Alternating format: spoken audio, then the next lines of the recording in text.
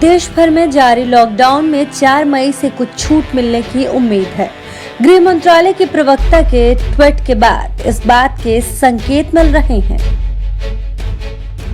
हालांकि इस बात के भी संकेत मिले कि लॉकडाउन बंद की अवधि को 3 मई से भी आगे बढ़ाया जा सकता है। गृह मंत्रालय ने कहा कि 3 मई तक सख्ती से बंद लागू करने की आवश्यकता थी, ताकि संक्रमण काबू करने की दिशा में जो प्रगति हुई है उस पर पानी न फिर जाए। इन इलाकों में मिल सकती है छूट। दरअसल जिन इलाकों में कोरोना के कोई मामले नहीं आए हैं, जो रेड जोन से बाहर ग्रीन जोन में हैं, उनको राहत मिल सकती है। खेती को लेकर भी थोड़ी सी राहत की उम्मीद की जा सकती है। हो तो ये भी सकता है कि कम राहत मिले या ना मिले, जो भी होगा वो 3 मई के बाद ही पता चलने की उम्मीद है। फिलहाल गृह मंत्रालय की तरफ से ट्वीट किया गया है और गृह मंत्रालय की प्रवक्ता के ट्वीट के बाद लोगों में उम्मीद जगी कि 4 मई के बाद लॉकडाउन में बड़ी राहत मिल सकती है। गृह मंत्रालय के प्रवक्ता ने ट्विटर पर लिखा, कोरोना के खिलाफ लड़ाई पर गृह मंत्रालय में एक समीक्षा बैठक हुई। बैठक में पाया गया कि लॉकडाउन की वजह से कोरोना के खिलाफ लड़ाई में जबरदस्त लाभ और सुधार हुआ है। ट्वीट में आगे लिखा है कि लॉकडाउन की वजह से हुए फायदे को बरकरार रखा जाए और इसके लिए 3 मई तक लॉकडाउन के नियमों का पूरी सख्ती से पालन जरूरी है।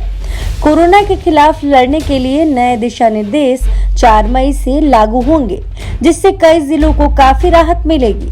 आने वाले दिनों में इसके बारे में सूचित किया जाएगा। वहीं अभी इसमें क्या क्या छूट दी जाएगी, किन चीजों की बिक्री पर रोक लगेगी, इसको लेकर कुछ भी नहीं कहा जा सकता, क्योंकि इसके लिए कोई भी ट्वीट नहीं आया है, न ही कोई आधिकारिक बयान दिया गया है। दूसरे राज्यों में फंसे लोगों के लिए जारी गाइडलाइन। देश भर में लॉकडाउन के कारण फंसे लोग एक राज्य से दूसरे राज्य जा सकते हैं।